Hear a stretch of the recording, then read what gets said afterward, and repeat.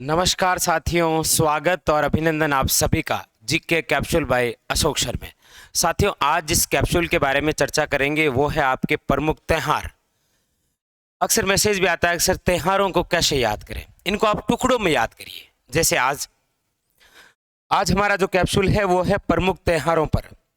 त्योहार को कैसे याद करते हैं, देखिए सबसे पहले आप जितने भी महीने हैं उनमें ये देखिए कि पूर्णिमा को प्रमुख रूप से कौन कौन से त्योहार आते हैं, और फिर देखिए कि अमावस्या के दिन कौन कौन से त्योहार आते हैं। तो आज हमारी प्रमुख रूप से चर्चा त्योहारों पर रहेगी, जिसके अंदर पूर्णिमा और अमावस्या में कौन कौन से त्योहार आते हैं। फिर किसी नए कैप्सूल के अंदर हम चर्चा करेंगे 11 के अंदर कौन कौन से त्योहार और तीज में कौन कौन से त्योहार आते हैं, क्योंकि यही इंपॉर्टेंट है।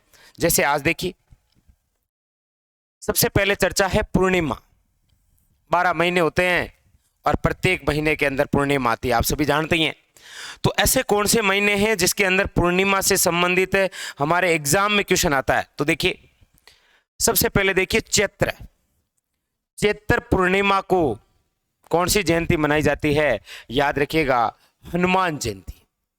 उसके बाद में है वैशाख पूर्णिमा, क्या मनाई जाती है, याद रखिएगा पिंपल पूर्णिमा।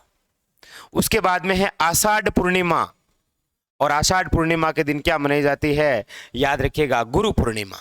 अगली है श्रावण की पूर्णिमा को क्या आता है, याद रखिएगा रक्षाबंधन। क्या मनाते हैं हम, रक्षाबंधन।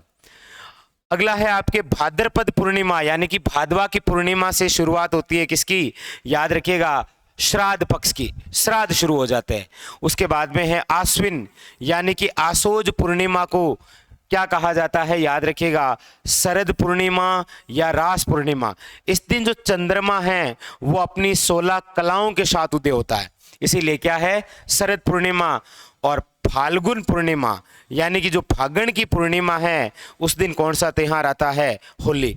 साथियों त्योहार इसी प्रकार याद होंगे। पूर्णिमा लिख लिया और प्रत्येक माह के अंदर पूर्णिमा। अब आप कहेंगे सर यहाँ पर 12 नहीं है, बिल्कुल नहीं है, क्योंकि 7 ही माह ऐसे हैं जिसके अंदर पूर्णिमा के तहत कोई ना कोई उत्सव आयोजित होता है, कोई ना कोई त्योहार मनाया जाता है। तो ऐसे याद करना है, चैत पूर्णिमा हनुमान जयंती, वैशाख पूर्णिमा पिंपल पूर्णिमा, आषाढ़ पूर्णिमा गुरु पूर्णिमा, श्रावण की पूर्णिमा रक्षाबंधन, भाद्रपद पूर्णिमा श्राद्ध प्रारंभ, आश्विन पूर्णिमा याद रखिएगा शरद पूर्णिमा या रास पूर्णिमा, और फाल्गुन पूर्णिमा यानी कि होली। यह है पूर्णिमा। अब बात है अमावस्या की।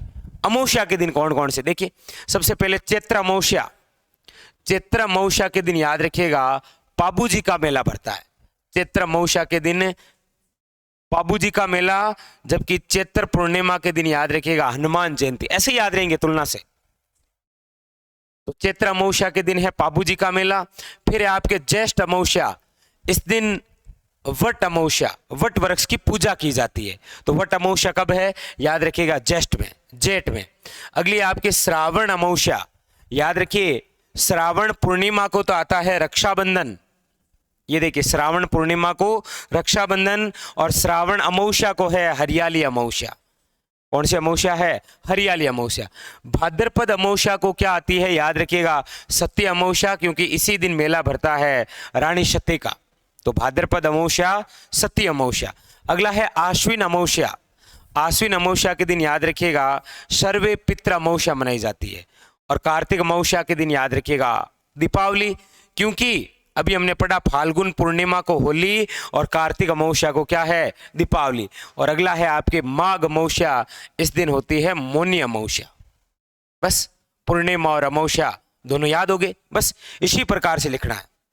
ये रही पूर्णिमा, चैत्र वैशाख आषाढ़ श्रावण भाद्रपद आश्विन और फाल्गुन, हनुमान जयंती और होली तक समाप्त पूर्णिमा।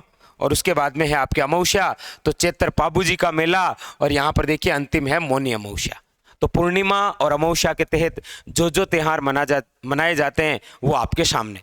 अगले फिर किसी सेशन में एक तो तीज इंपॉर्टेंट है, और एक आपके 11 जिसे आप बोलते हैं एकादशी, वो इंपॉर्टेंट है, उनकी भी चर्चा करेंगे। लेकिन आज के लिए इतना ही, धन्यवाद।